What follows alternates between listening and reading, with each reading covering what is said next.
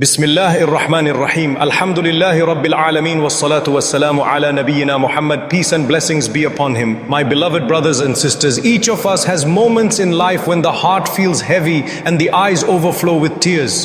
In those moments we turn to Allah subhanahu wa ta'ala, raising our hands in hope, whispering our needs in the quiet of the night. But many of us wonder, am I asking in the right way? Will my dua be accepted? How do I truly connect with the one who controls everything in the heavens and the earth?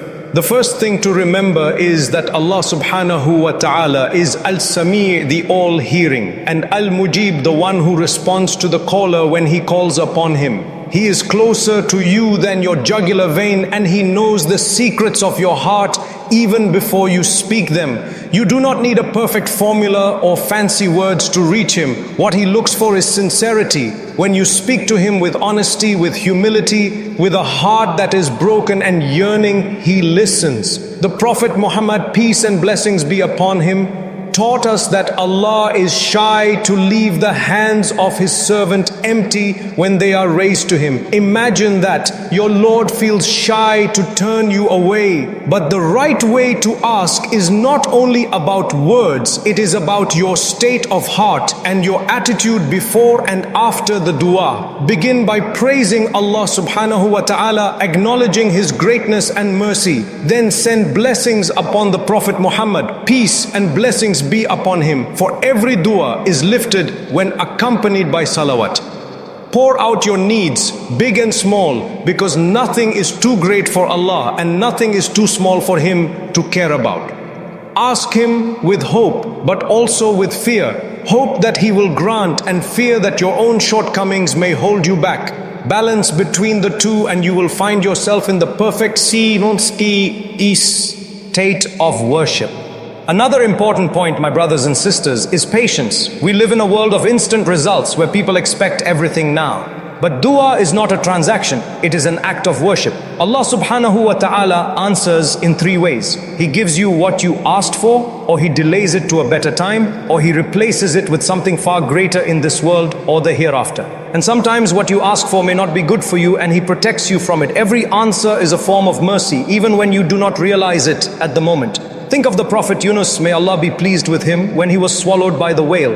In that moment of complete darkness, darkness of the ocean, darkness of the whale's belly, and darkness of the night, he called out, La ilaha illa anta subhanaka inni kuntu minaz zalimin. He admitted his weakness, he acknowledged Allah's perfection, and his dua shook the heavens. Allah rescued him because of the sincerity of his heart. That is the power of a heartfelt call. So when you ask Allah, do not rush. Do not say, I made dua but nothing happened.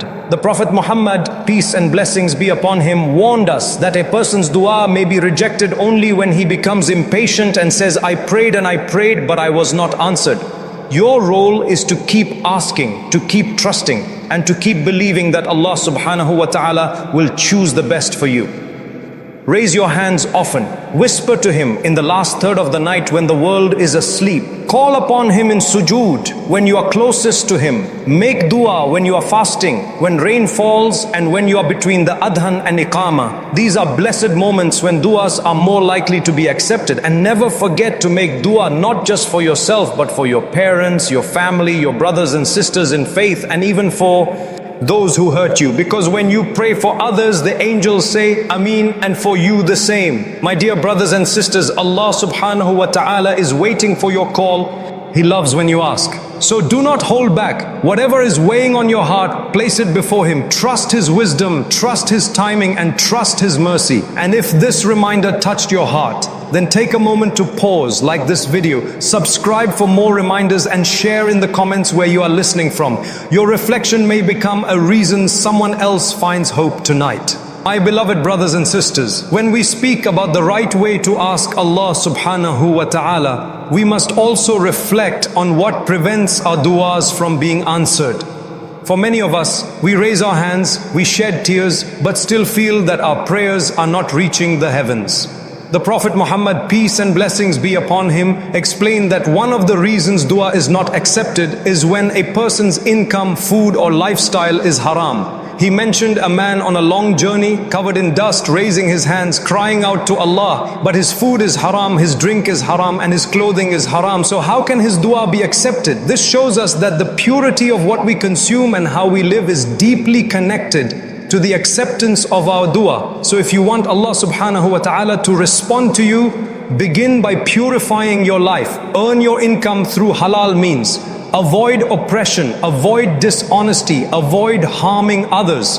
When your heart and body are nourished by what is pure, your dua carries a light that reaches the heavens. Another important point is humility. Dua is not just asking, it is surrendering. It is recognizing that you are completely dependent on Allah subhanahu wa ta'ala, and without Him you are nothing. The Prophet Muhammad, peace and blessings be upon him, said, whoever does not ask Allah, He becomes angry with him. Imagine that. Allah loves it when you ask. He wants to see your heart lowered before Him, your hands raised, your tears falling. That moment of weakness in front of people is shameful, but that moment of weakness before Allah is your greatest strength. Brothers and sisters, learn from the dua of Prophet Zakaria. May Allah be pleased with him. He was an old man, his wife was barren, and by worldly means it was impossible to have a child. Yet he turned to Allah and said, my Lord, do not leave me alone, though you are the best of inheritors. And Allah subhanahu wa ta'ala granted him Yahya, a noble son, against all odds. Why? Because he asked with sincerity, with humility, with certainty in the power of Allah. And this certainty, yaqeen, is at the heart of dua. When you ask Allah, do not doubt, do not wonder if He can. Of course He can. He created you from nothing. He created the heavens and the earth with a single word, be. The only question is whether what you want is good for you and whether it is the right time. That is why when you ask with full trust, but always add the words, Ya Allah, grant this to me if it is good for my faith, my life, and my hereafter. This is the dua of istikhara, the prayer of guidance. You surrender your decision to the one who knows everything and loves you more than your own soul. Also, do not forget consistency. The best dua is not the one made once in desperation and then forgotten. The best dua is the one made often with patience. Even the prophets repeated their duas. Prophet Muhammad, peace and blessings be upon him, would often ask, O turner of the hearts, keep my heart firm upon your religion. If the greatest of creation repeated his duas, what about us? And while you make dua for your needs, do not forget the akhirah. Many people ask only for dunya, wealth, health, marriage, success. These are good, but the true believer also asks for Jannah, for forgiveness, for protection from the fire. Because worldly blessings last for a few years, but the blessings of the hereafter last forever. Allah subhanahu wa ta'ala teaches us a beautiful balance in the Qur'an. Our Lord, give us in this world good and in the hereafter good, and protect us from the punishment of the fire. My dear brothers and sisters, dua is a journey of the heart. It is not a transaction, not a guarantee of instant results, but a connection between you and the most merciful. When you make dua, you are engaged in worship. When you cry to Allah, you are closer to Him than you realize. Every tear, every whisper, every raised hand is recorded. Even if you do not see the result now, trust that you will see its fruit, either in your life, in protection from harm, or in reward on the day of judgment. If this reminder has opened your heart, then pause and act upon it. Raise your hands tonight, make a sincere dua, and trust Allah's mercy. And if this message gave you hope, please like the video, subscribe for more reminders, and share in the comments where you are watching from. Your words may guide another heart to remember Allah tonight. My beloved brothers and sisters, as we come to the final part of this reminder, let us remember that dua is not just about asking, it is about building a relationship with Allah subhanahu wa ta'ala. The more you ask, the more you speak to Him, the more your heart becomes attached to Him. And what greater honor can a believer have than to be connected to the Lord of the worlds? When you stand in prayer and fall into sujood, you are at the closest point to Allah subhanahu wa ta'ala. That is the moment to pour your heart out. Do not just rush through your words. Take your time, whisper your needs, confess your weaknesses, and surrender your plans to the one who holds your future. The Prophet Muhammad, peace and blessings be upon him, encouraged us to make much dua in sujood because Allah is near, listening and ready to respond. One of the most powerful ways to ask Allah is with His beautiful names. Call upon Him as Ar-Rahman, the most merciful, when you seek forgiveness. Call upon Him as Ar-Raz, Zak, the provider, when you seek sustenance. Call upon Him as Ash-Shafi, the healer, when you seek health.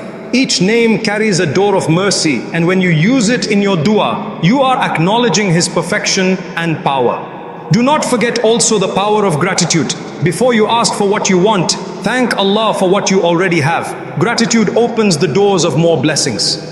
Allah subhanahu wa ta'ala promises in the Qur'an, if you are grateful, I will surely increase you. So let your dua begin with Alhamdulillah from the depths of your heart. Thank Him for your health, for your family, for your iman, even for the breath you are taking right now. When your dua is wrapped in gratitude, it ascends beautifully to the heavens. And remember, brothers and sisters, dua is not only for times of hardship. Too often we only call upon Allah when we are in pain, when we are desperate, when there is nowhere else to turn. But the true believer makes dua in times of ease as well. When you are healthy, when you are happy, when everything seems to be going right, do not forget Allah. If you remember Him in times of ease, He will remember you in times of hardship. As we close this reminder, let us reflect on the hope that dua brings. No matter how heavy your heart feels, no matter how impossible your situation looks, no matter how far you think you have strayed, dua connects you instantly to the mercy of Allah subhanahu wa ta'ala. He does not tire of hearing you. He does not turn away from your voice. He does not compare you to anyone else. To Him, your call is unique. Your pain is important. Your tears are precious. So tonight, raise your hands. Ask Allah for forgiveness, for guidance, for strength. Ask for your parents, your children, your brothers and sisters in Islam. Ask for the oppressed around the world. Ask for Jannah, for the company of the Prophet Muhammad. Peace and blessings be upon him, and for protection from the fire. Make your dua wide, make it sincere, and never lose hope in the mercy of Allah subhanahu wa ta'ala. And if you are someone listening right now who has not yet embraced Islam, but you feel your heart touched by these words, know that Allah is calling you closer. If you feel ready, say with conviction, Ashhadu an la ilaha illallah wa ashhadu anna Muhammadan Rasulullah. This declaration is your entry to the mercy of Allah, your key to peace in this life and salvation in the next. Ya Allah, we ask you with your beautiful names, guide us, forgive us, strengthen us, and make us among those whose duas are always accepted. Ya Allah, grant us good in this world, good in the hereafter, and protect us from the punishment of the fire. My dear brothers and sisters, if this reminder touched your heart, do not let it stop here. Share it with others so they too can find hope and strength in turning to Allah. Like this video, subscribe for more reminders, and let us know in the comments where you are watching from. Perhaps your words will inspire someone else to raise their hands tonight and call upon the most merciful